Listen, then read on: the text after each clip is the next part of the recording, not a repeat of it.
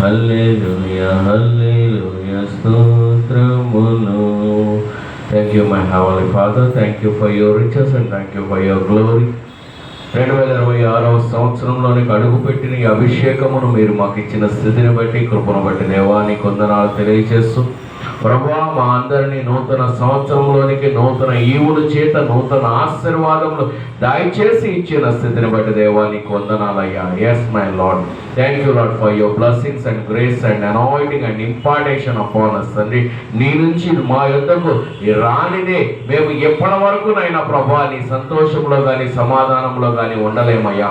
నీవు మా యొద్దకు ఇచ్చి ఉన్న ప్రతి స్థితిని బట్టి, గడిచిన దినములు, నెలలు, సంవత్సరములు బట్టి దేవా నీకే కృతజ్ఞతాస్తుతులు చెల్లిస్తూ, అవునయ్యా ఈ క్షణం ముగిసిన క్షణం వరకు తండ్రి కృతజ్ఞతాస్తుతులు చెల్లిస్తూ, దీవెనకరమైనవి, ఆశీర్వాదకరమైనవి, సిద్ధపరచబడినవి మనకి ఉన్నావని నమ్ముచు మీరే మాతో ఉంటూ మాలో ఉంటూ వాక్యముతో నైనా ప్రభా మాకు ఉదక స్నానము చేయిస్తూ నూతన సంవత్సరము నూతన ఈవులను సిద్ధపరుస్తున్న స్థితిని బట్టి దేవానికి వందనాలు తెలియజేస్తూ, వాక్యములో నైనా ప్రభా మేము లోతులకు వెళ్లే కొలది నైనా ప్రభా మమ్మల్ని నడిపించమని, ఆ ప్రయాణంలో మాకు తోడుండమని. ప్రభా మాట్లాడున్నది నేను కాదయ్యా, నీవు నాలో ఉండి మాట్లాడుతూ ఆ వాక్యం వినగలిగే బిడలుగా అభిషక్తులుగా మమ్మల్ని దీవిస్తున్నాయన. వింటూ దానిని నాయన ప్రభా మేము ఫలించుకునే పంట కోసుకొనగలిగే బిడలుగా మమ్మల్ని దీవించమని, ఆశీర్వదించమని యేసు నామములో అడిగి వేడుకొంచున్నాం తండ్రి. Amen amen. Happy new year అండి. Very good morning to all. ఆదికాండము 25వ అధ్యాయము 19వ వచనం. ఆదికాండము 25వ అధ్యాయము 19వ వచనం.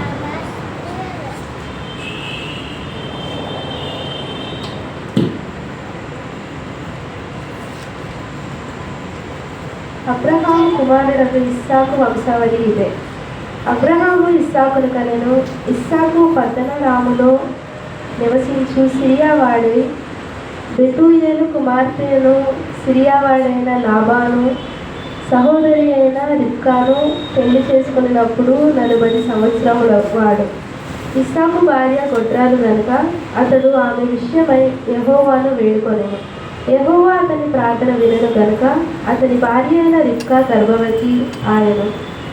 ఆమె గర్భములో శిశువులో ఒకరితో ఒకడు పెరుగులాడే కనుక ఆమె ఇలాగైతే నేను బ్రతుకుట ఎందుకని అనుకొని ఈ విషయమై యెహోవాను అడుగు వెళ్ళెను. ఇక్కడ వంశావళి గురించి మాట్లాడుతున్నప్పుడు అబ్రహాము ఇస్సాకును కనెను, ఇస్సాకు యాకోబును కనెను అన్నప్పుడు, అయ్యా ఇక్కడ ఇస్సాకు కూడా అబ్రహాం వలె పిల్లలు లేకుండా ఉన్నాడంట. పెళ్లి చేసుకోవడమే 40 సంవత్సరాలకు పెళ్ళయిందంటే, ఆ 40 సంవత్సరాలకు పెళ్ళైన తర్వాత కూడా ఇతరు పిల్లలు లేకుండా ఉంటున్నారు అంటున్నప్పుడు, ఇక్కడ గొడ్రాలు అంటున్నప్పుడు ఆ వయసునైతే మనకు చెప్పలేదు. కానీ అంటే 40 సంవత్సరాలకు పెళ్ళయిందంటే వెంటనే సంవత్సరానికో 2 సంవత్సరానికో పిల్లలు పుట్టకపోతే గొడ్రాలు అంటారు. 5 ఏళ్ళో 10 ఏళ్ళో ఇంకా ఎంత సమయమో మనకైతే ఇక్కడ లేదు. కానీ ఆ సమయమును బట్టి గొడ్రాలు అనబడుచుంటుండగా, మరి ఇస్సాకు వేడుకున్న దాన్ని బట్టి దేవుడు గర్భము తెరిచెను. ఆ గర్భములో ఇద్దరున్నారంట. ఆ గర్భంలో ఇద్దరున్నారు. ఇద్దరున్నప్పుడు ఇప్పటిదాకా పిల్లలు లేరని ప్రార్థన చేసిన రిబ్కా ఇప్పుడు వెళ్ళి అక్కడ అడుగుతుంది. ఏమని అడుగుతుంది అంటే, ప్రభా పిల్లలు లేరని ప్రార్థన చేశాను, బానే ఉంది, కానీ లోపల వీళ్ళిద్దరు కొట్టుకుంటుంటే అసలు నేను బతుకుతానా? హల్లెలూయా.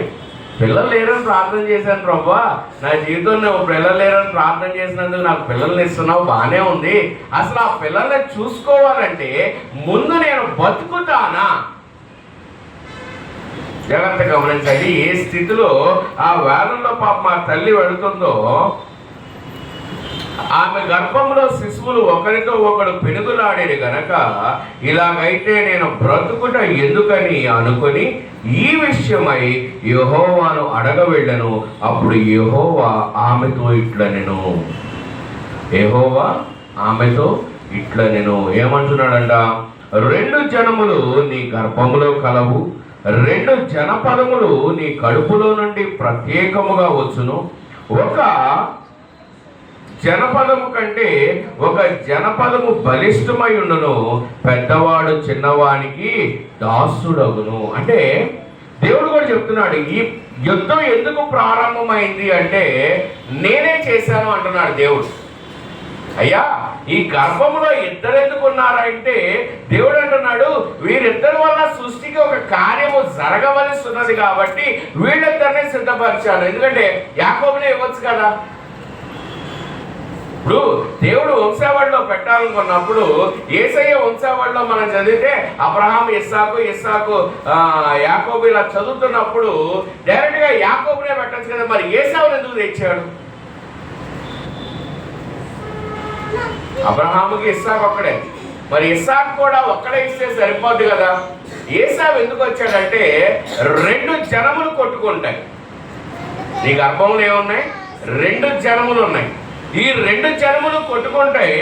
కానీ కొట్టుకున్నప్పుడు చూడండి, నీ 2 జనములు నీ కడుపులో నుండి ప్రత్యేకముగా వచ్చును. ఏం చేస్తున్నాడంట? ప్రత్యేకంగా వస్తున్నాడంట. అంటే ఇక్కడ యాకోబుని వదలట్లేదు, ఏసావుని వదలట్లేదు. ఇద్దరి గురించి చెప్తున్నాడు. కానీ ఇక్కడ ఒక మాట అంటున్నాడు, ఒక జనపదము కంటే ఒక జనపదము బలిష్టమై ఉండును. ఇక్కడ అందరం మనం ఏమనుకుంటాం?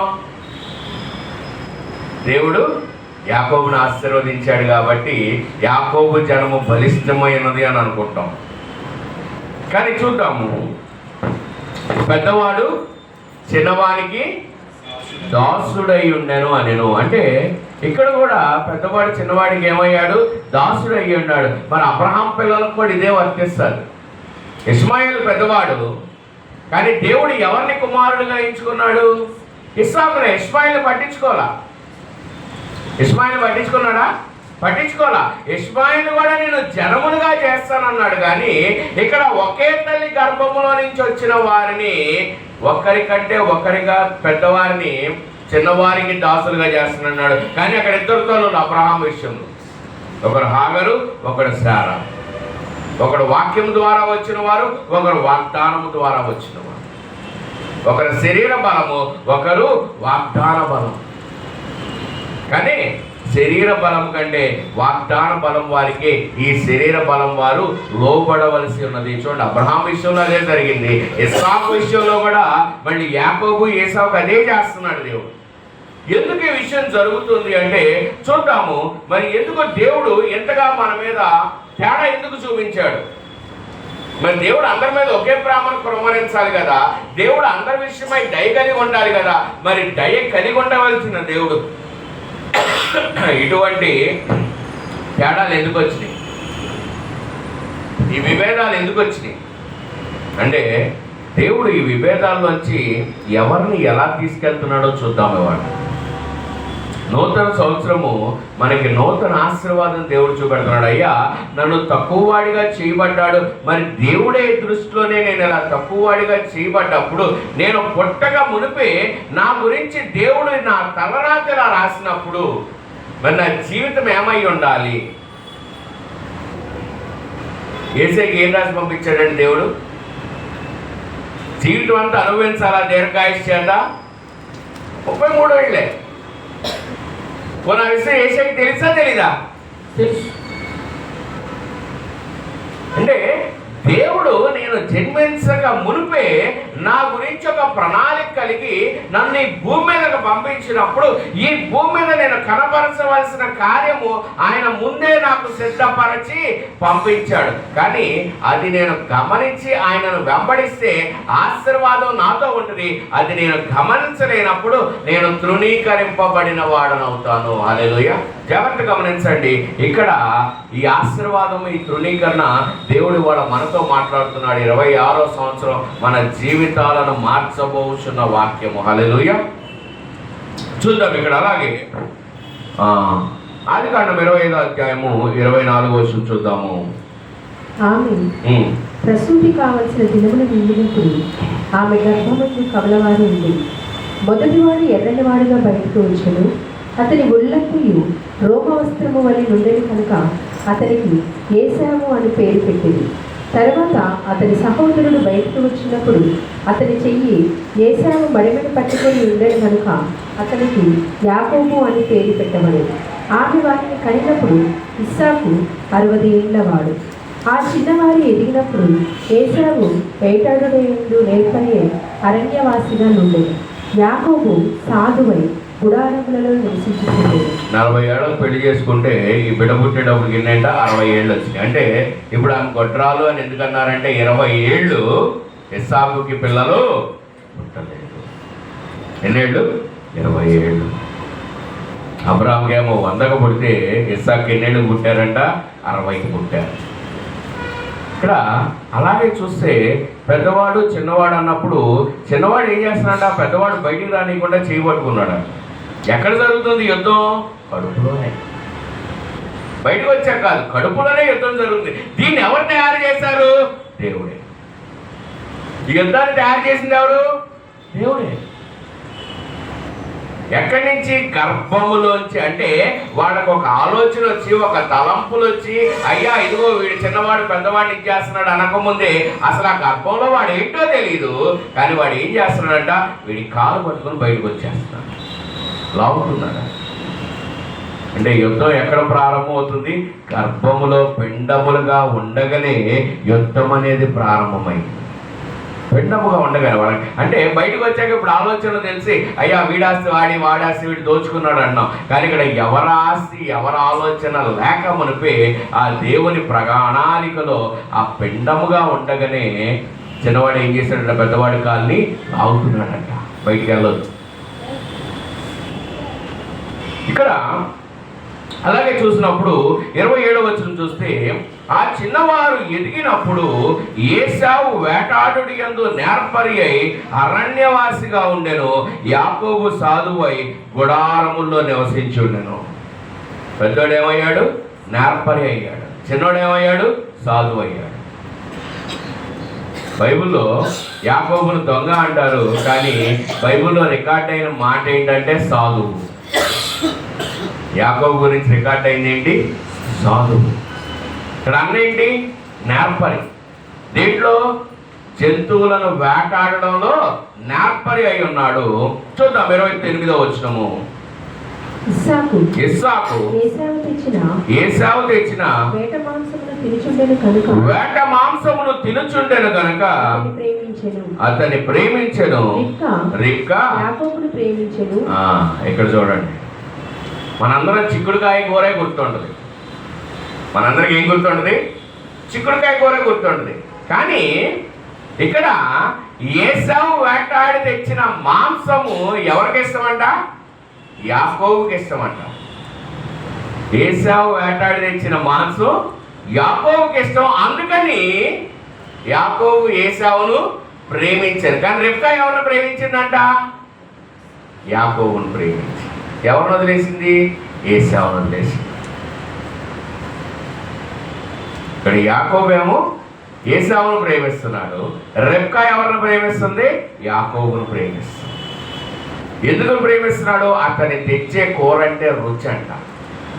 అతను తెచ్చే వేట మాంసం మీద రుచి, అంత రుచిగల మాంసం తెస్తాడు అన్నది అక్కడ చెప్పబడింది. తర్వాత వచ్చి చూద్దాము 29. ఒకనాడు యాకోబు కలగూర వంటకము వండుకొని చుండగా ఏశావు అలసినవాడు పొలంలో నుండి వచ్చి, నేను అలసి ఉన్నాను, ఆ ఎర్రనున్న దానిలో కొంచెము దయచేసి నాకు పెట్టమని అడిగాను. అందుచేత అతని పేరు ఏదోము అనబడింది. అందుకు యాకోబు, నీ జ్యేష్ఠత్వము నేడు నాకు ఇమ్మని అడగగా, ఒక్క నిమిషం, పైనేమో వేట మాంసం తెస్తే బాగుందని అన్నాడు, వేట మాంసానికి ఫ్యాన్. కింద ఇక్కడ వండుతుంది ఏంటి?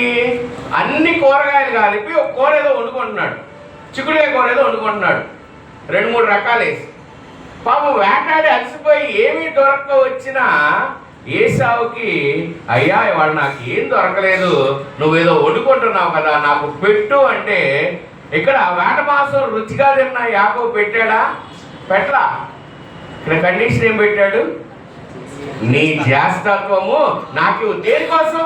చిన్న చిక్కుడుకాయ కూర, చిన్న చిక్కుడుకాయ కూర. కానీ మనందరం ఇక్కడ చిక్కుడుకాయ కూరని చూస్తున్నాం, కానీ ఇది ఎందుకు నెరవేర్చబడింది?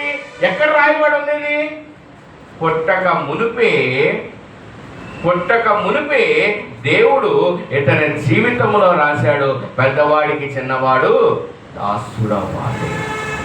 అందుకని దేన్ని వాడాడు? చిన్న కూర. ఇక్కడ యుద్ధాలు లేవు, ఆస్తులు లేవు, ఇంకేమీ లేవు, చిన్న కూర. మరి వేట మాంసం అంటే ఇష్టం. అరే నేను 2 రోజులు వేట మాంసం తిన్నాను కదా, ఇదిగో ఈ కూర పెడుతున్నానని పెట్టాడా? ఈ కూర నీకు పెట్టాలంటే నీ జ్యేష్ఠత్వము నాకు కావాలి. ఇక్కడ ఏమన్నాడు చూద్దాము, 33వ వచనం. అందుకు యాకోబు, నీ జ్యేష్ఠత్వము నేను నాకు ఇమ్మని అడగగా ఏశావు, నేను చావబోచున్నాను కదా, జ్యేష్ఠత్వము నాకెందుకు అనేది. యాకోబు, నేడు నాతో ప్రమాణం చేయమని. అతడు యాకోబుతో ప్రమాణము చేసి అతనికి జ్యేష్ఠత్వమును అన్నివేయగా యాకోబు ఆహారమును చిక్కుడుకాయల వంటకమును ఏశావుకు ఇచ్చెను. అతడు తిని త్రాగి లేచిపోయాను. అట్లు ఏశావు తన జ్యేష్ఠత్వమును తృణీకరించాను. ఇక్కడ ఏం జరిగింది? తిన్నంతకాలం వేట మాసానికి విలువ లేదు, కానీ ఒక చిక్కుడుకాయ కూరకు విలువ వచ్చింది. తిన్నంతకాలం వేట మాసం విలువ, చిక్కుడుకాయ విలువ, వేట మాసం విలువ. కానీ చిన్న చిక్కుడుకాయ కూర ప్రవచనము నెరవేర్చడానికి వాడబడింది. హల్లెలూయా. జాగ్రత్తగా గమనించండి. ప్రవచనము దేవుడు పెద్దవాడికి చిన్నవాడికి దాసుడు అవ్వాలి అంటే ఆ ఒక్క వచనము నెరవేర్చడానికి దేవు ఉపయోగపడింది చిక్కుడుకాయ కూర. బయట వేట మాంసం ఎప్పుడన్నా ఎవరన్నా చెప్పారా? ఎవరన్నా మాట్లాడుకున్నారా? ఎవరు మాట్లాడుకోవాలి. కానీ కోల్పోయిన జ్యేష్ఠత్వం గురించే మాట్లాడతాం. కానీ ఇక్కడ వేట మాంసానికి ఆ విలువని దేవుడు ఉంచాడు. హల్లెలూయా. ఈ విలువని దేవుడు ఎలా ఉంచాడో చూద్దాము. ఆదికాండం 27వ అధ్యాయము 27వ వచనం. అతడు దగ్గరికి వచ్చి ఆదికాండం 27వ అధ్యాయము 27వ వచనం. అతడు దగ్గరకు వచ్చి అతన్ని ముద్దు పెట్టుకొనెను. అప్పుడు అతడు అతని వస్త్రములను వాసన చూసి అతని దీవించి ఇట్లనెను, ఇదిగో నా కుమారుని సువాసన యెహోవా దీవించిన చేని సువాసన వలె ఉన్నది. హల్లెలూయా. ఇక్కడ ఈ వచనంలోనికి వెళ్లే ముందు విషయం ఇవన్నీ మనం చదివిన వాళ్ళమే కాబట్టి, మరి రెబ్కా అతనికి రోమములు గల వస్త్రములు తొడిగించి యాకోబుని ఇస్సాకు దగ్గరికి పంపించినప్పుడు, ఇక్కడ ఇస్సాకు దృష్టిలో లోపలికి వచ్చింది ఎవరు? ఏశావు. ఇస్సాకు దృష్టిలో లోపలికి వచ్చింది ఏశావు. ఎందుకని? వేట మాంసం. వీడు చిన్నోడు చేయలేడు, వీడి వల్ల కాదు. తెచ్చేవాడు ఎవడో? పెద్దోడే. ఇస్సాకు గురి ఎక్కడుంది? తెచ్చేవాడు పెద్దోడే. వాడే తేగాడు, చిన్నవాడు దేనికి పనికిరాడు. అంటే ఇప్పుడు ఇస్సాకు దృష్టిలో ఆ కుమారుడు సువాసన ఎలా ఉందంట? యెహోవా దీవించిన చేను వలె ఉందంట. హల్లెలూయా. యెహోవా చేను దీవిస్తే ఎంత ఉంటుందండి పంట? మామూలుగా అందరూ పండించే పంట కొంచెం పండిస్తే దేవుడు పండించే పంట ఎలా ఉంటుంది? 100 కంటే సమృద్ధిగా ఉంటుంది. ఆమేన్. ఇక్కడ ఇస్సాకు చూడండి, ఏశావులో చూసుకుంటున్నాడు, నా కుమారుడి సువాసన ఎంత బాగుంది. కానీ ఈ సువాసన తయారు చేసింది ఎవరంట? రెబ్కా తయారు చేసి పంపించింది. ఎందుకని? ప్రవచనము నెరవేర్చబడాలి. పెద్దవాడు చిన్నవానికి దాసుడవ్వాలి. రెబ్కా విషయంలోనేమో యాకోబు దీవించబడుతున్నాడు, ఇస్సాకు విషయంలో ఏశావు దీవించబడుతున్నాడు. ఇక్కడ ఇదిగో నా కుమారుని సువాసన యెహోవా దీవించిన చేని సువాసన వలె ఉన్నది. రూపం ఒకరిది, ఆలోచన ఒకరిది. ఆకాశపు ఆకాశపు మంచును భూసారమును విస్తారమైన ధాన్యమును ద్రాక్షారసమును దేవుడు నీకు అనుగ్రహించుగాక. ఇక్కడ ఈ ఒక్క వచనం జ్ఞాపకం చేసుకోండి, ఇది మన జీవిత కాల వాగ్దానం. ఆమేన్. ఎవ్రీ ఇయర్ మన న్యూ ఇయర్ ప్రామిస్ కార్డ్స్ అని చేస్తాం కదా, ఇదే ప్రామిస్ కార్డ్. ఈ ప్రామిస్ కార్డ్ ఎవరిచ్చారు? ఇస్సాకు యాకోబుకి ఇస్తున్నాడు. ఏంటా ప్రామిస్ కార్డ్ ఇస్తున్నాడు? ఆకాశపు మంచును భూసారమును విస్తారమైన ధాన్యమును ద్రాక్షారసమును దేవుడు నీకు అనుగ్రహించును గాక. ఆమేన్. అంటే నా ప్రతిరోజు ప్రార్థనలో ప్రభువా నేను దీనుణ్ణి, దరిద్రుణ్ణి, అల్పుణ్ణి, అయోగ్యుణ్ణి అనే మాట కంటే ప్రభువా నీ విస్తారమైన సమృద్ధి, నీ ఆకాశపు మంచు, నీ భూసారము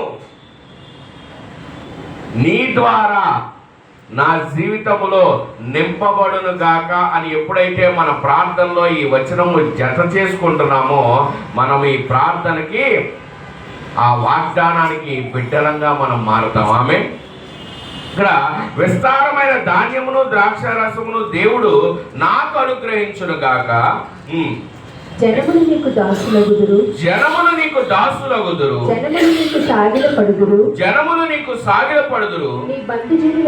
నీ బంధుజనులకు నీవు ఏలికవై ఉండుము, నీ తల్లి పుత్రులు నీకు సాగిలపడుదురు, నిన్ను శపించేవారు శపించబడుదురు, నిన్ను దీవించేవారు దీవింపబడుదురు గాక. నిన్ను శపించేవారు శపించబడుదురు, నిన్ను దీవించువారు దీవించబడుదురు. ఇక్కడ రెబ్కాకి మాత్రమే తెలిసిందండి యెహోవా ఏమని చెప్పాడు, పెద్దవారికి చిన్నవాడు దాసుడు అవుతాడు. రెబ్కాకు తెలిసి, ఆ ఇస్సాకు తెలుసా ఈ విషయం? తెలియదు. ఈ ప్రొఫెసీ ఇస్సాకు తెలియదు. ఇస్సాకు ఏమన్నాడు, నా పెద్ద కొడుకు నేను దీవిస్తున్నాను, ఈ చిన్న కొడుకు దేనికి పనికిరాడు, ఇంట్లో పడి ఉంటాడు అంతే. వీడి ఇంట్లో పడి ఉంటాడు తప్ప వీడు వల్ల ఏం కాదు, సాధువాడు, పనికిరానోడు. నా పెద్ద కొడుకు నేరపరి అయిన వాడు వేటమాసం అంది. కాబట్టి నా పెద్ద కొడుకు దీవిస్తే వీడు ఇంకా నలుగురికి దీవించేవాడిలా ఉంటాడు అని ఏమంటున్నాడు? అయ్యా, జనములు నీకు దాసులగుదురు, జనములు నీకు సాగిలపడుదురు, నీ బంధువులు నీకు ఏలికవై ఉందువు, నీ తల్లి పుత్రులు నీకు సాగిలపడుదురు, నిన్ను శపించువారు. చూడు, నీ తల్లి పుత్రులు అంటే ఇక్కడ ఎవరు చేశాడు? తమ్ముడిని తీసుకొచ్చి, అరే నువ్వు జీవితకాలం నీ తమ్ముడిని నువ్వే చూసుకోవాలి. ఏమన్నాడు? నిన్ను శపించువారు శపించబడుదురు, నిన్ను దీవించువారు దీవించబడుదురు గాక. ఇది ఎవరి ఆశీర్వాదం? అబ్రహాం ఆశీర్వాదం. అబ్రహాంది ఎవరికి వచ్చింది? ఇస్సాకు వచ్చింది. ఇస్సాకుది ఎవరికి వచ్చింది? యాకోబుకి వచ్చింది. కానీ ఎవరికి ఇస్తున్నాను అనుకుంటున్నాడు? ఏశావుకి ఇస్తున్నాను అనుకుంటున్నాడు. అతను తడిమి చూస్తే ఆ రోమములు ఆ సువాసనే చూశాడు, కానీ అరే ఎవరొచ్చారో ఎవరొచ్చినా ఇస్తానంటున్నాడా? ఎవరొచ్చినా ఇస్తానన్నాడా? కానీ నా కూర ఎవరు తెచ్చి పెడితే వాళ్ళకి ఇస్తానన్నాడు. కానీ ఎవరొచ్చినా అన్నాడా? లేదు. తడువు చూసుకున్నాడు. అరే తడువు చూస్తాడు, చేతి మీద రోమములు ఉండాలి, పెద్దవాడు రోమములు గలవాడు కాబట్టి నీ చేతి మీద రోమములు ఉండాలి. రెబ్కా ఏం చేసింది? యాకోబుకి ఒక రోమము లాంటి వస్త్రం ధరింపజేసింది. అంటే ఇస్సాకు ఆలోచన వేరు, దేవుడు ఆలోచన వేరు. హల్లెలూయా. ఇస్సాకు ఆలోచన ప్రకారం ఏశావును దీవిస్తున్నాడు, దేవుని ప్రణాళిక ప్రకారం యాకోబు దీవించబడుతున్నాడు. ఆమేన్. అయ్యా, నాకే ఎందుకు అన్యాయం జరుగుతుందంటే దేవుని ప్రణాళిక నీ జీవితంలో నేను నీకు కార్యం సిద్ధపరిచుంచాను, అది నువ్వే చెయ్యాలి, అది నువ్వే చెయ్యాలి. నేను వేరే వాళ్ళకి ఇచ్చివాడను కాను. కానీ ప్రవచనం అంతా ఎవరో తెలుసు? రెబ్కాకు మాత్రమే తెలుసు. చూద్దాము 38వ వచనం. ఏశావు, నా తండ్రి, నీ యొద్ద ఒక్క దీవెనయే ఉన్నదా? నా తండ్రి, నన్ను కూడా దీవించమని తన తండ్రితో చెప్పి. ఇక్కడ తండ్రి దగ్గర ఏముందంట? ఒక్క దీవెనే ఉందంట. ఇస్సాకు దగ్గర ఏముంది? ఒక్క దీవెనే ఉంది. ఏంటా దీవెన? ఆకాశము నుంచి వచ్చే మంచు, భూసారమైంది ద్రాక్షారసము, తినే భోజనము దేవుడు నీకు ఇచ్చును గాక. అంటే సర్వ సమృద్ధి ఒక్క వచనంలోనే దాచిచ్చాడు దేవుడు. ఆమేన్. మనం అడుగుతాం, ప్రభా నాకు ఇల్లు కావాలి, బంగారం కావాలి, ఉద్యోగం కావాలని ఇయ్యని అడుగుతున్నాం. కానీ భూసారము, అంటే భూమి నుంచి వచ్చే పంట దేవుడు నీకు ఇవ్వండి, అది నువ్వు తినలేవు. ఆకాశపు మంచు, ఆ మంచు కొరవందే భూమి సారవంతం అవ్వదు. ఆ భూమి సారవంతం అవ్వకపోతే నీకు ద్రాక్షారసము రాదు, నీకు ధాన్యము రాదు. అంటే వచ్చినమంతా ఎక్కడ ఒకే ఒక్క మాటలో దాచుంచబడిందంట. ఇప్పుడు వెళ్ళి ఏసావు అడుగుతున్నాడు, నాన్న మరి అంతా పోయింది, నాకు ఒక్క వచ్చిన కూడా దాచుంచలేదా అంటే, ఇక్కడ యాకోబుకి ఏం దాచుంచాడు? ఇస్సాకు విషయంలో ఇస్సాకు యాకోబుకి ఏం దాచుంచాడు చూడండి, 39వ వచనము. నీ నివాసము భూసారము లేకయు పైనుండి పడు ఆకాశపు మంచు లేకయు నుండును. అంటే ఇప్పుడు యాకోబుకి ఇస్సాకు ప్రకారం యాకోబుకు ఉన్న ఆశీర్వాదం ఏంటి? ఏమీ లేదు, ఏమీ లేదు. ఇస్సాకు ఏమి సిద్ధపరచలా, ఉన్నదంతా పెద్ద కొడుకే సిద్ధపరిచాడు. చిన్నవాడు సాధువు, వీడి వల్ల ఏమీ కాదు.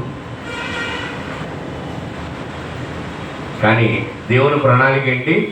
చిన్నవారికి దానిని దీవించి ఇచ్చాడు.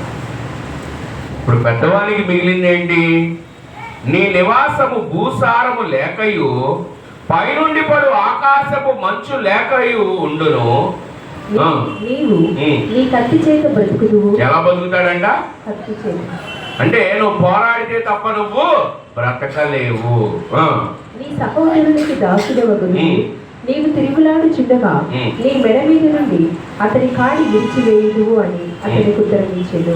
తన తండ్రి యాకోబుకి ఇచ్చిన దీవెన నిమిత్తము ఏసావు అతని మీద పగబట్టెను. ఏసావు అతని మీద పగబట్టెను. హల్లెలూయా. ఇక్కడ ఒకరి దీవెన ఒకరికి వెళ్ళిపోయింది, కానీ ఇస్సాకు ఇవ్వాలనుకున్న దీవెన ఏసావుకు బదులు యాకోబుకు వెళ్ళింది. దేవుడు అనుకున్నది ఎవరికి వచ్చింది? యాకోబుకు వచ్చింది. ఎవరు మిస్ అయ్యారు? ఏసావు మిస్ అయ్యారు. ఇదంతా ఎక్కడ జరిగింది?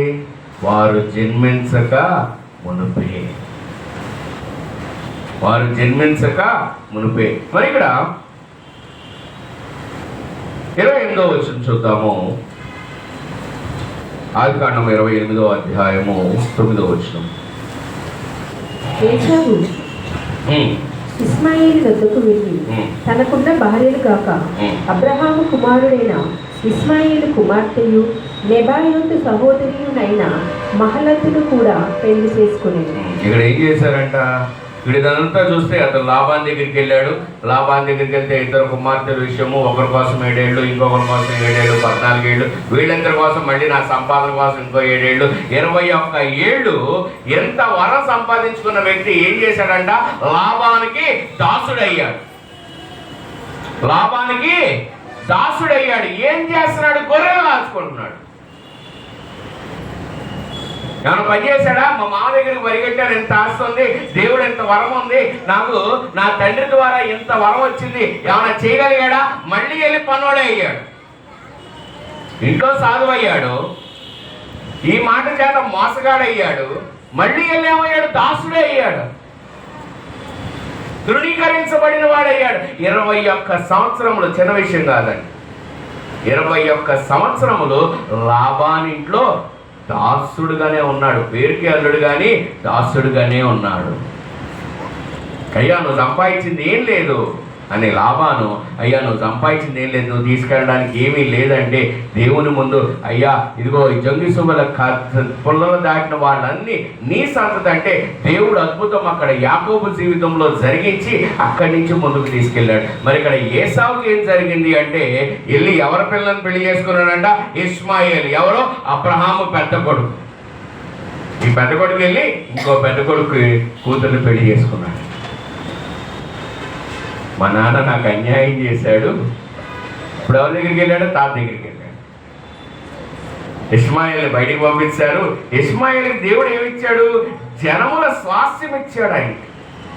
21:13 ఒక్కసారి చూద్దాము. ఆదికాండం 21వ అధ్యాయము 13వ వచనము. అయినను ఈ దాసి కుమారుడును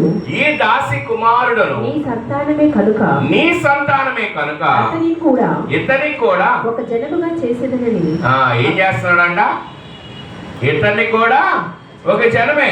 ఇస్సాకేమో దేవుని వాగ్దానం అన్నాడు, ఇస్మాయేలు శరీర బలం అన్నాడు. అయినా అబ్రహాము నీ సంతానమే కాబట్టి ఇతన్ని కూడా ఒక జనమును చేస్తున్నాను. ఇప్పుడు మరి ఏసావు ఎవరి దగ్గరికి వెళ్ళాడు? ఇస్మాయిల్ దగ్గరికి వెళ్ళాడు. ఎందుకంటే ఇస్మాయిల్ ఏమయ్యాడు? ఒక జనముగా రూపాంతరం చెందాడు. హల్లెలూయా.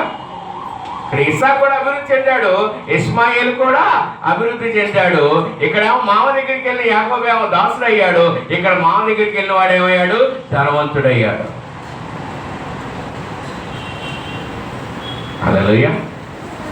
చూద్దాము 33వ అధ్యాయం, ఆదికాండం 33వ అధ్యాయము 3వ వచనం నుంచి చూద్దాం. ఆదికాండం 33:3. తాను వారి ముందర వెళ్ళుచు తన సహోదరుని సమీపించు వరకు 7 మార్లు నేలను సాగిలపడెను. ఇక్కడ మరలా లాబాను దగ్గర నుంచి వచ్చేసేటప్పుడు, నా తండ్రి స్థలం దగ్గరికి నేను వస్తున్నాను అన్నప్పుడు, యాకోబు తిరిగి వచ్చేసేటప్పుడు అక్కడ ఆల్రెడీ ఏసావు ఉంటాడని భయపడి ఎన్ని మార్లు నేల సాగిలపడి వస్తున్నాడంట. అన్యాయం చేశాను నేల సాగిలపడి ఎన్నిసార్లు? 7 మార్లు సాగిలపడి వచ్చానంటూ చూడండి. అప్పుడు ఏసావు అతన్ని ఎదుర్కొన్న పరిగెత్తుకుని అతనిని కౌగిలించుకొని అతని మెడ మీద పడి ముద్దు పెట్టుకునేను. వారిద్దరూ కన్నీరు విడిచిరి. మొదట వాగ్దానం చేసినప్పుడు ఏం చేశాడు? చంపేయాలి. నాకు రావాల్సిన దాన్ని నాకు రానికుండా చేశాడు. ఇతను ఏం చేయాలి? చంపేయాలి. కానీ ఇప్పుడేమంటున్నాడు? మెడ మీద పడి ముద్దు పెట్టుకుంటే, ఇక్కడ ఈ చంపాలనుకున్న ఏసావు ఏం చేశాడంట? గబగబ పరిగెత్తుకుని వెళ్ళి కౌగిలించుకున్నాడు.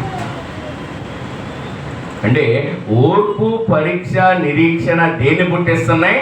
ప్రేమను పుట్టిస్తున్నాయి. చూద్దామా? ఒక్కసారి చూద్దామా ఎక్కడున్నది?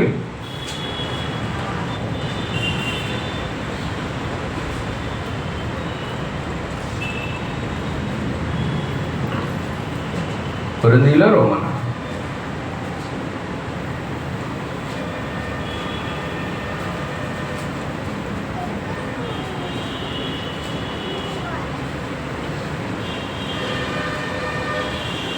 రోమీలు 5వ అధ్యాయము 2వ వచనం.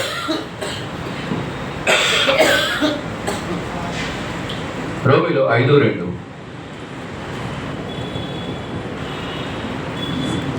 మరియు ఆయన ద్వారా మనము విశ్వాసం వలన ఈ కృపయందు ప్రవేశము గలవారమై అందులో నిలిచి ఉండి దేవుని మహిమను గూర్చిన నిరీక్షణను బట్టి అతిశయపడుచున్నాము. అంతేకాదు శ్రమ ఓర్పును ఓర్పు పరీక్షను పరీక్ష నిరీక్షను కలుగజేయునని ఎరిగి శ్రమలయందును అతిశయపడుదుము. ఎందుకనగా ఈ నిరీక్షణ మనలను సిగ్గుపరచదు. మనకు అనుగ్రహింపబడిన పరిశుద్ధాత్మ ద్వారా దేవుని ప్రేమ మన హృదయములలో కుమ్మరింపబడి ఉన్నది. ఈ 21 సంవత్సరముల తర్వాత ఓర్పు, పరీక్ష, నిరీక్షణ దేని పుట్టించిందంట? ఏసావులో ప్రేమను పుట్టించిందంట. 21 సంవత్సరములు లాబాను దగ్గర ఎలా ఉన్నాడు యాకోబు? దాసుడుగా ఉన్నాడు. ఈ 21 సంవత్సరములు ప్రగతో ఉన్న ఏసావులో ఏం పుట్టిందంట? ప్రేమ పుట్టడం మొదలుపెట్టింది. హల్లెలూయా. అంటే చూడండి, ఇక్కడ దేవుడు చెప్తున్నదే ఓర్పు, పరీక్ష, నిరీక్షణ, ఈ 3 మీరు దాటితే మీలో పుట్టేది ఏంటంట? ప్రేమ పడుతుందంట. ఈ ప్రేమకు రుజువు ఏంటంటే ఎఫెసీయులు 3వ అధ్యాయము 15వ వచనము. ఎఫెసీయులు 3వ అధ్యాయము 15వ వచనము.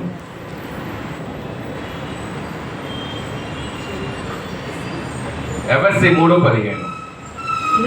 మీరు అంతరంగ పురుషుని యందు శక్తి కలిగి అతని ఆత్మ వలన బలపరచబడినట్లుగాను, క్రీస్తు మీ హృదయములలో విశ్వాసము ద్వారా నివసించినట్లుగాను తన మహిమైశ్వర్యము చొప్పున మీకు దయచేయవలెననియు, మీరు దేవుని సంపూర్ణత యందు పూర్ణులగునట్లుగా ప్రేమయందు వేరు పారి స్థిరపడి సమస్త పరిశుద్ధులతో కూడా దాని వెడల్పు, పొడుగు, లోతు, ఎత్తు ఎంతో గ్రహించుకున్నట్టు. ఇక్కడ ఒక్క నిమిషం. ఇక్కడ ఓర్పు, పరీక్ష, నిరీక్షణ దేని పుట్టేస్తున్నాయంట? ప్రేమను పుట్టేస్తున్నాయి. ఈ ఓర్పు, పరీక్ష, నిరీక్షణని విశ్వాసముతో క్రీస్తుని మీలో ఉంచుకుంటే ఇప్పుడు మీకొచ్చే తర్వాత విషయం ఏంటంటే, మీరు దేవుని సంపూర్ణత యందు పూర్ణులగునట్లు, ఓర్పు, పరీక్ష, నిరీక్షణ మిమ్మల్ని ఏం చేస్తుందంట? దేవుని సంపూర్ణత యందు పూర్ణులగునట్లు ప్రేమ యందు వేరుపారి స్థిరపడి. ఇక్కడ ఏం కనపడిందంట? ప్రేమ కనపడిందంట. ఏసావు వెళ్ళి యాకోబుని వాటేసుకుని మెడ మీద ముద్దులు పెట్టాను. ఇదే వచ్చిన ఎక్కడ చూస్తాం? తప్పిపోయిన కుమారుడు తండ్రి దగ్గరికి వెళ్ళినప్పుడు తండ్రి తన మీద పడి ముద్దులు పెట్టుకున్నాడు. అంటే ఈ తప్పిపోయిన కుమారుని చూపించిన స్థితిలోనే ఇక్కడ ఏసావుని, యాకోబుని కూడా చూపెడుతున్నాడు దేవుడు. హల్లెలూయా.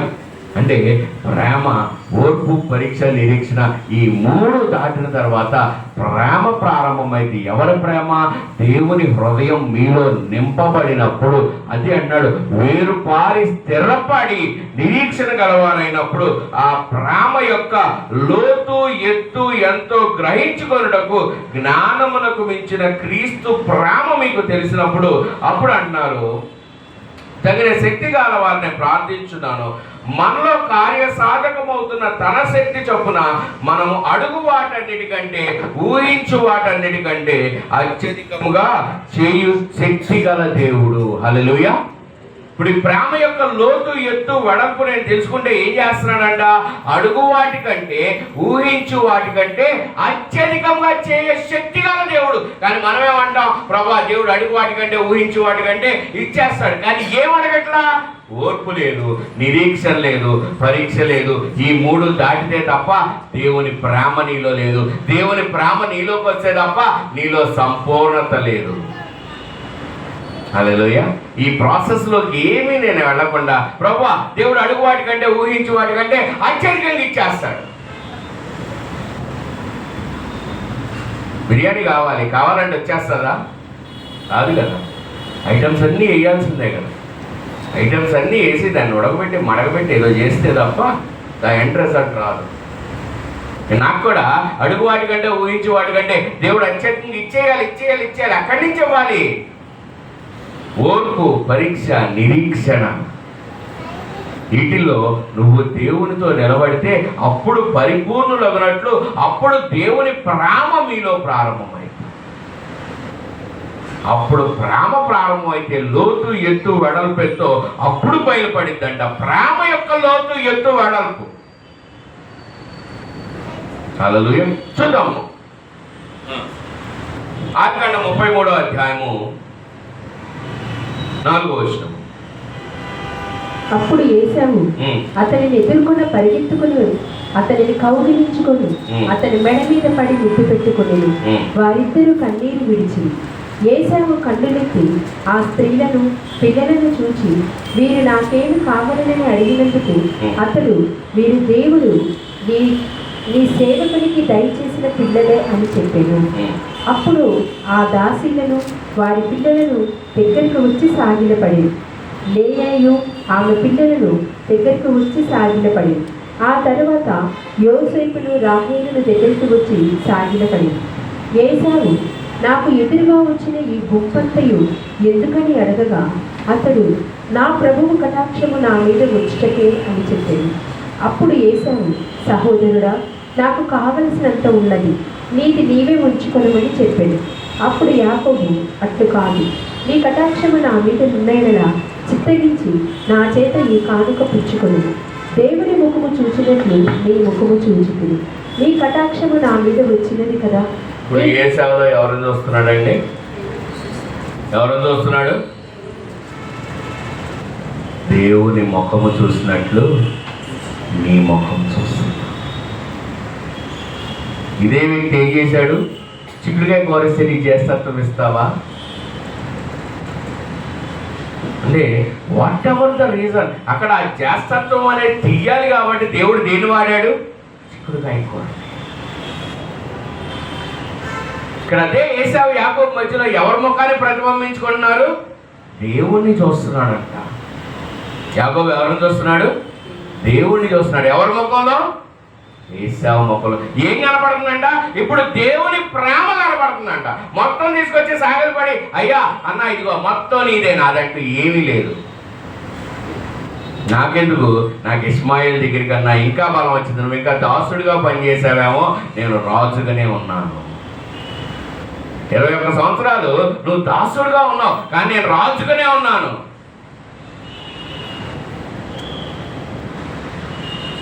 మరి ఎందుకు ఈ వ్యత్యాసం వచ్చిందంటే, మరి దేవుడు ఎంచుకున్న బిడ్డ దాసుడుగా ఎందుకు అయ్యాడు? దేవుడు తృణీకరణ బిడ్డ రాజుగా ఎందుకున్నాడు?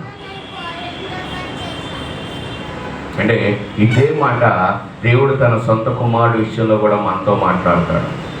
నా కుమారుని నేను తృణీకరించందే మీ మీదకి ఆశీర్వాదము రాదు. హల్లెలూయా. నా కుమారుని నేను సిలువకు వేలాడతీయనిదే మీరందరికీ ఆశీర్వాదము రాదు. నా జ్యేష్ఠ కుమారుడు అతన్ని బలివనిదే మీరు అతనికి సోదరులుగా ఉండలేరు. మిమ్మల్ని దత్తపుత్రులుగా నేను చూసుకోలేను. నా జ్యేష్ఠ పుత్రులకు మీరు సోదరులగునట్టు దత్తపుత్ర ఆత్మను మీకు అనుగ్రహిస్తున్నాను. హల్లెలూయా. పెద్దవాడు తృణీకరించబడ్డాడు, కానీ ఎందుకు తృణీకరించబడ్డాడు? ఈ లోక పాపం అంతటి విషయమై పెద్దవాడు భారం మోసినా కూడా చివరికి తీసుకెళ్లి దేవుడు ఎవరి పక్కన కూర్చోబెట్టాడు? పెద్దవాడి పక్కనే కూర్చోబెట్టాడు.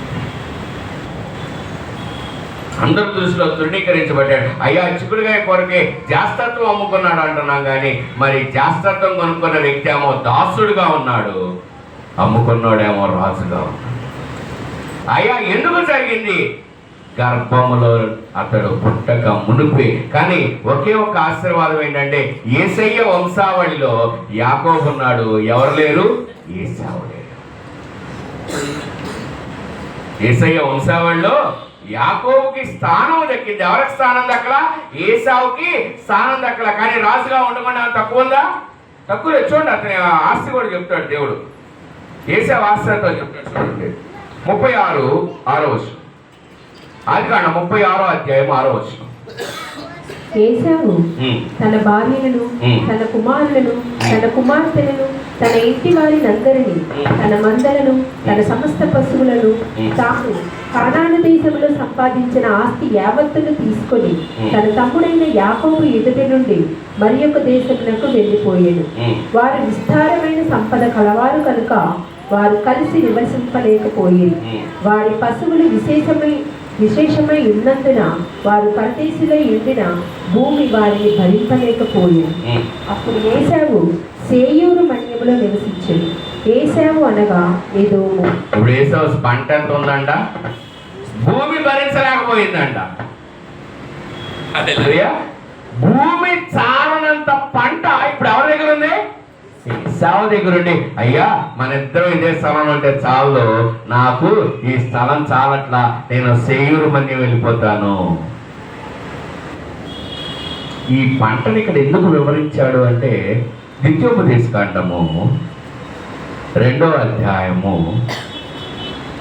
ద్వితీయోపదేశకాండము 2వ అధ్యాయము 1వ వచనం నుంచి చూద్దాం. ద్వితీయోపదేశకాండము 2వ అధ్యాయము 1వ వచనం. మరియు యెహోవా నాతో చెప్పినట్లు మనము తిరిగి ఎర్ర సముద్ర మార్గమున అరణ్యమునకు ప్రయాణమైపోయి బహుదినములు సేయూరు మన్యము చుట్టూ తిరిగి అంతటా యెహోవా నాకు ఇలాగు సెలవిచ్చాడు. ఇక్కడ ఏం చేస్తున్నారు? ఇది అబ్రహాము, ఇస్సాకు, యాకోబు అయిపోయిన తర్వాత 430 సంవత్సరములు బానిసత్వం అయిపోయిన తర్వాత బయటకు తీసుకొచ్చిన తర్వాత 40 సంవత్సరములు ప్రయాణం చేస్తున్నారు. వారు వెళ్ళవలసిన కానాలకు వెళ్ళలేక 40 సంవత్సరాలు ఏ చుట్టూ తిరుగుతారు? దాని చుట్టూ తిరుగుతారు, ఆ కొండ చుట్టూ తిరుగుతున్నప్పుడు ఇక్కడ యెహోవా వీళ్ళకి ఒక మాట సెలవిస్తున్నాడు చూడండి. అంతటా యెహోవా నాకు ఇలాగు సెలవిచ్చెను, మీరు ఈ మన్యము చుట్టూ తిరిగిన కాలము చాలును, ఉత్తర దిక్కుకు తిరుగుడి. మరియు నీవు ప్రజలతో ఇట్లనము, సేయూరులో కాపురమున్న ఏశావు సంతానమైన మీ సహోదరుల పొలిమేరను దాటి వెళ్ళబోచున్నారు. వారు మీకు భయపడుదు. మీరు మిక్కిలి జాగ్రత్తగా ఉండుడి.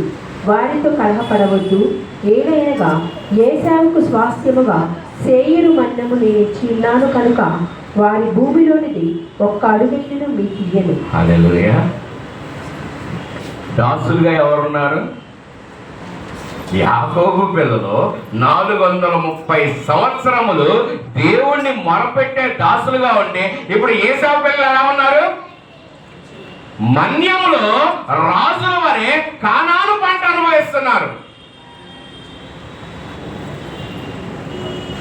ఇక్కడ దేవుడు ఒక వాగ్దానం ఇస్తున్నాడు, జాగ్రత్తగా గమనించండి. వారు సెయ్యూరు వెళ్ళారని వారన్నారు కదా ఇందాక వచ్చినాము. ఇక్కడ దేవుడు ఏమన్నాడు? వారికి స్వాస్థ్యంగా నేను ఇచ్చాను కాబట్టి వాళ్ళు ఇస్తే ఏమన్నా తీసుకోండి తప్ప వారిని ముట్టుకుంటే నేను ఒప్పుకోను. హల్లెలూయా. వాళ్ళు ఇస్తేనే తీసుకోండి, కొనుక్కోండి, అది కూడా.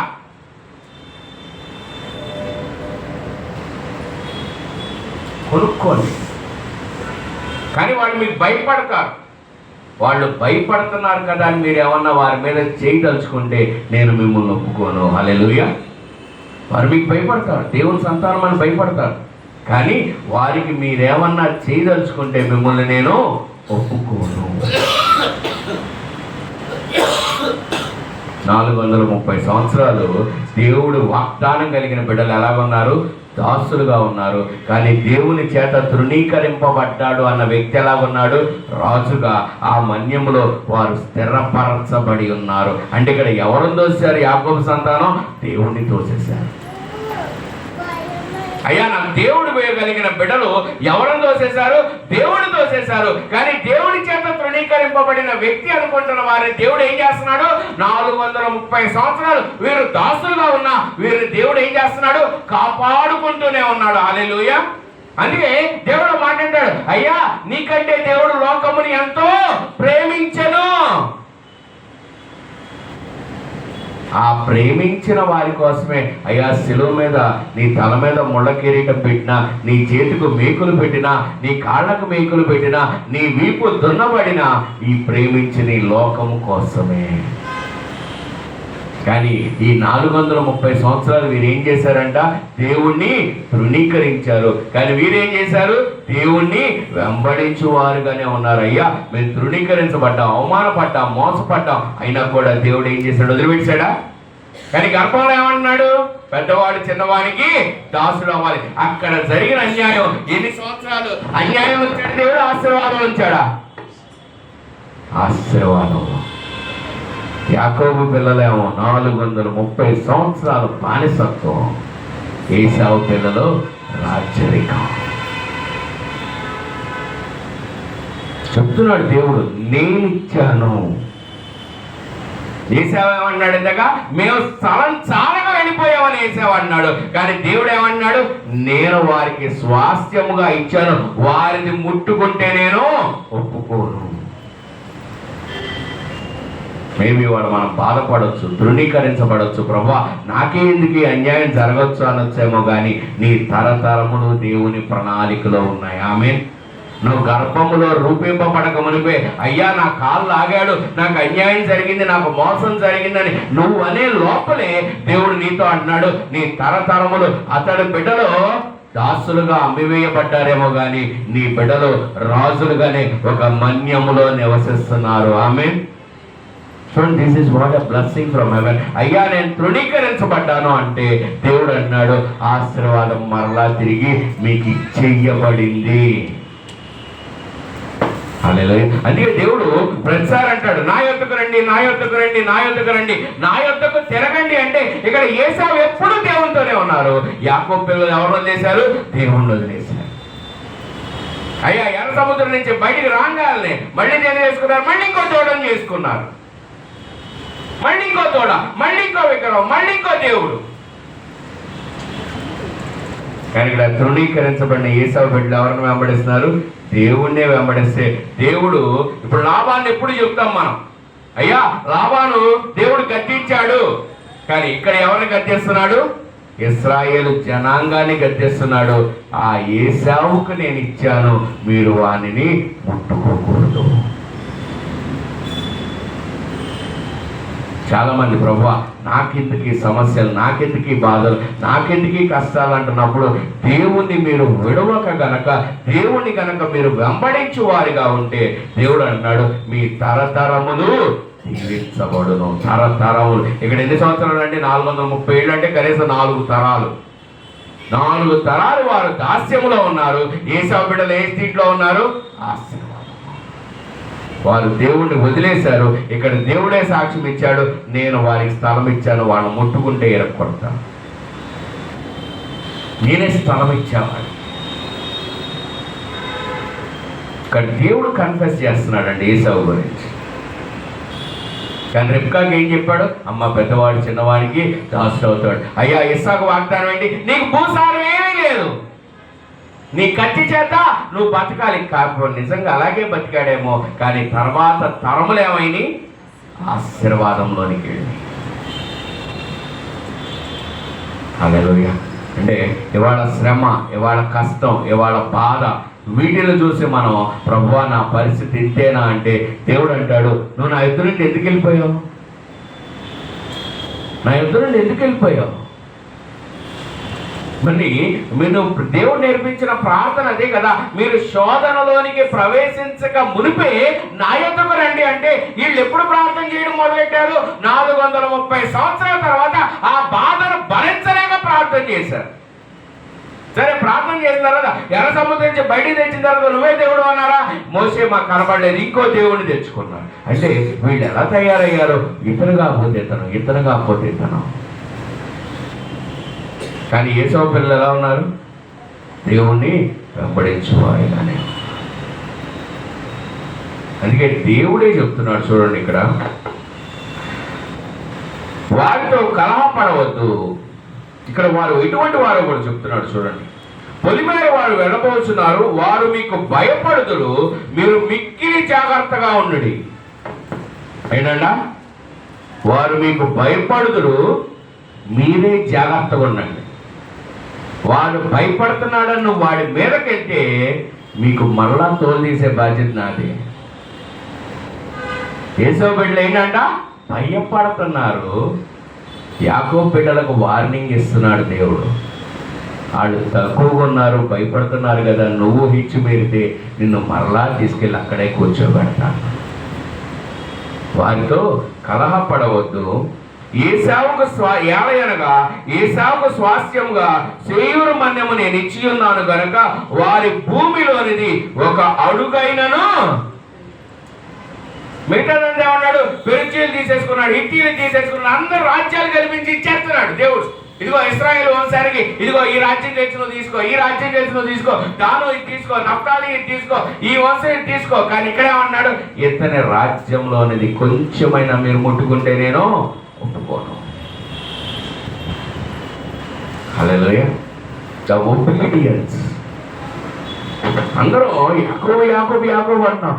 ఏశావుకి ఇచ్చిన ఆశీర్వాదాన్ని వదిలేస్తాము. వాడు దేవుడు ఆశీర్వాదాన్ని వాడు మాకు చూపెడతాడు. అయినా 2020 తర్వాత 2026లో తృణీకరించబడిన వాడమనుకుంటున్నావేమో, కానీ నేను నిన్ను తలగానే నియమించి నీ పక్షమున నీ తరతరములకు ఒక ప్రణాళిక నేను సిద్ధపరిచుంచాను. ఆమేన్.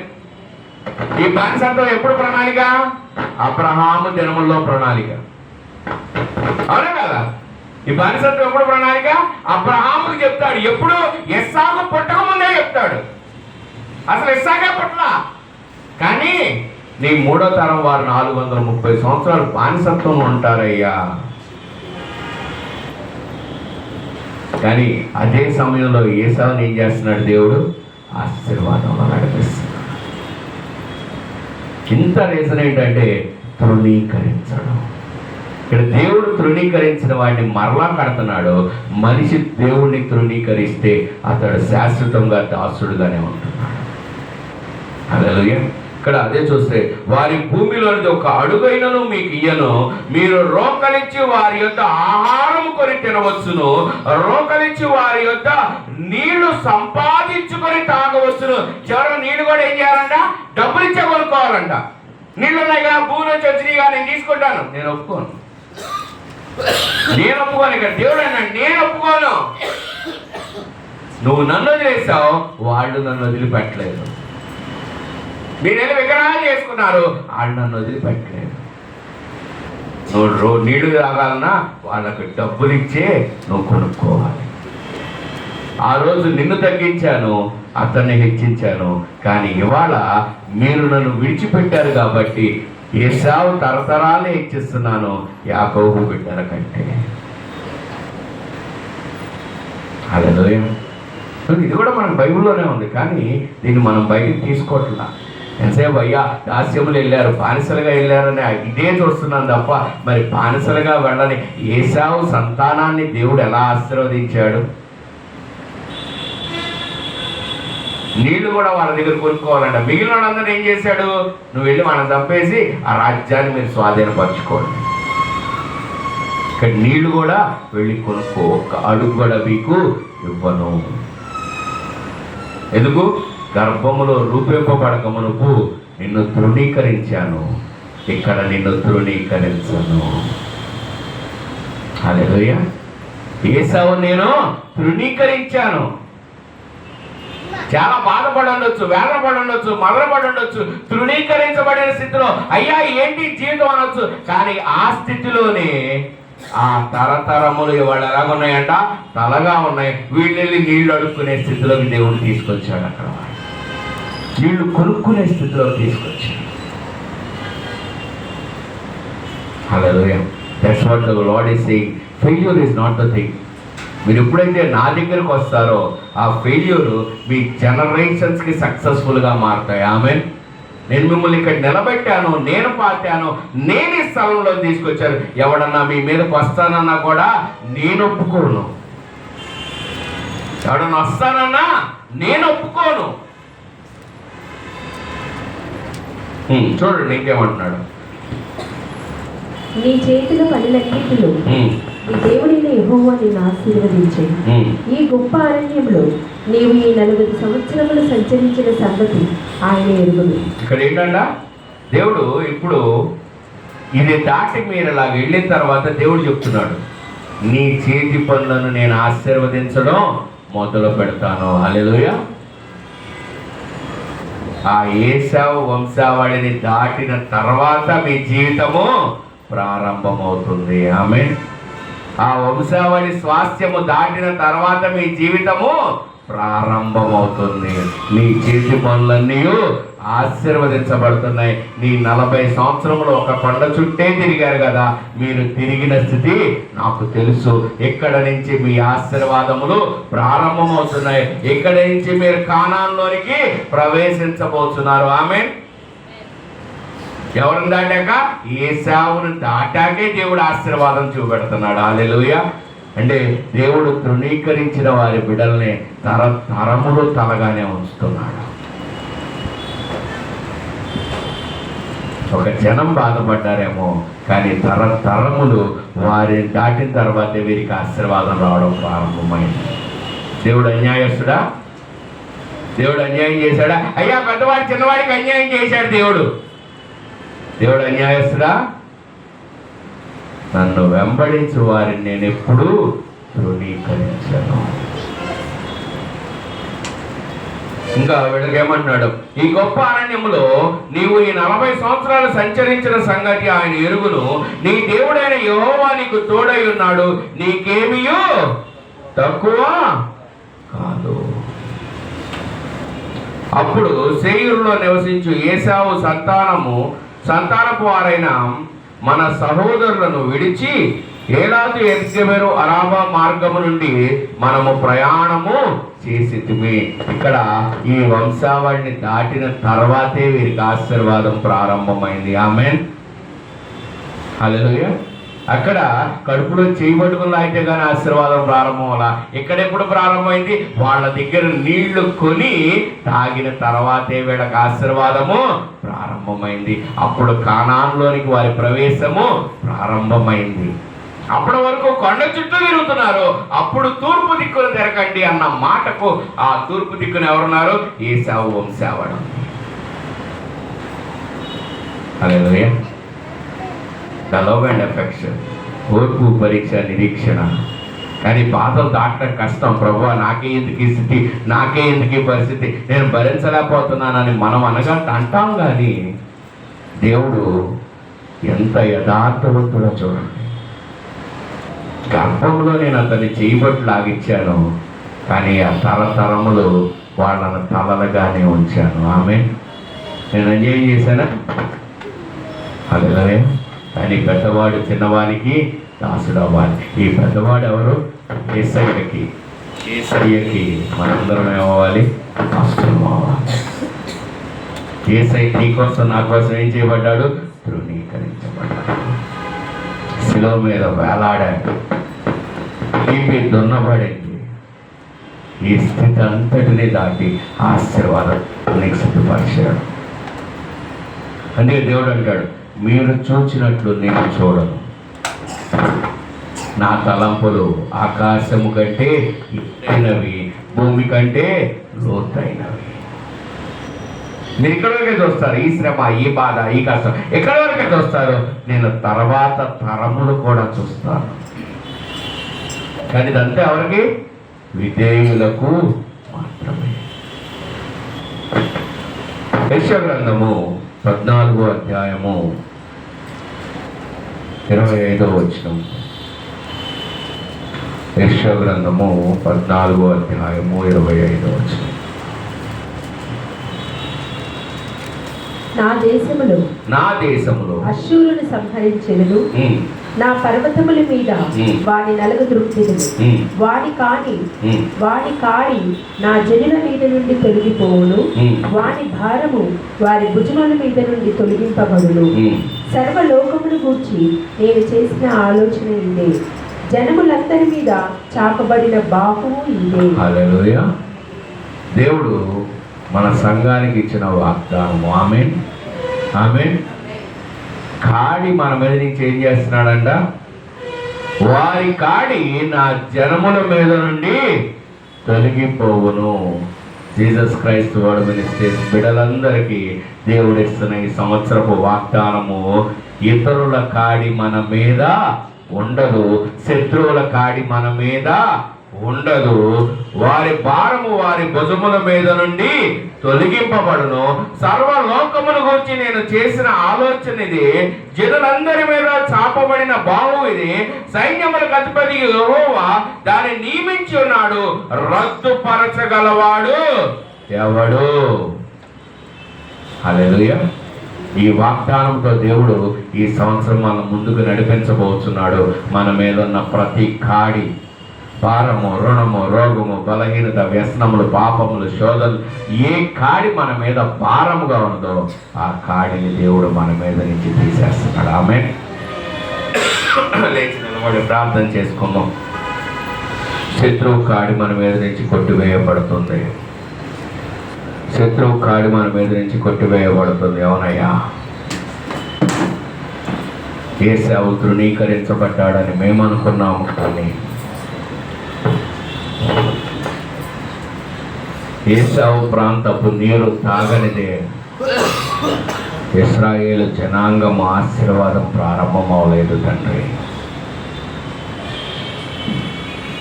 ప్రభువా, నువ్వు ఎవరిని తృణీకరించువాడవు కాదయ్యా, ఎవరిని తృణీకరించువాడవు కాదు. నీ కృప మా ఎడల అపరిమితముగా ఉన్నది తండ్రి. నాయనా, దీర్ఘాయువు చేత మమ్మల్ని తృప్తిపరుస్తూ ఏ కాడి మా మీద ఉండనీయకుండా నాయనా, నీవు జరిగించగలిగిన దాన్ని రద్దుపరచగలవాడు ఎవడంటుడగా, శత్రు కాడి సమస్తమును మా మీద నుండి తొలగించిన స్థితిని బట్టి దేవా, ఈ 2026 సంవత్సరం అంతయు ఆశీర్వాదముతో నాయన ప్రభా, జరిగిన దినముల శ్రమ కంచెను తండ్రి నాయన ప్రభా, జరగబో దినముల ఆశీర్వాదములు దానికి నూరింతలుగా హెచ్చింపబడును, తరతరములు ఆశీర్వదించబడును, తరతరములు ఏ కాడి మోయనీయకుండా ఏ శాప వంశావళి వలె ప్రభా నాయనా సేయూరు మన్యములో ఆ బిడ్డను సిద్ధపరిచి స్థిరపరిచి అక్కడ నాటిన స్థితిని బట్టి ప్రభా 430 సంవత్సరముల కంటే అధికముగా ఆ బిడ్డను ఆ స్థలమందు స్థిరపరిచి వారికి ఇచ్చిన సమృద్ధిని జ్ఞాపకం చేసుకుంటున్నాం తండ్రి. ప్రభువా, నిన్ను వదిలిపెట్టక, నిన్ను విడిచిపెట్టక, నిన్ను తృణీకరించక లోతైన స్థితిలోనికి వెళ్ళగలిగే అభిషేకం మీరు మాకు ఇచ్చి ఉన్న స్థితిని బట్టి దేవానికి వందనాలయ్యా. ప్రభువా, ఇవాళ మా స్థితిని చూసాం, మా బాధలు చూసాం తండ్రి నాయన, మా ఇరుకులు చూసామయ్యా. ప్రభువా, వీటిని దాటి కొనసాగింపగలిగిన వాడవు నీవే తండ్రి. విశ్వాసమునకు కర్త, దానిని కొనసాగించు వాడవు నీవేనయ్యా.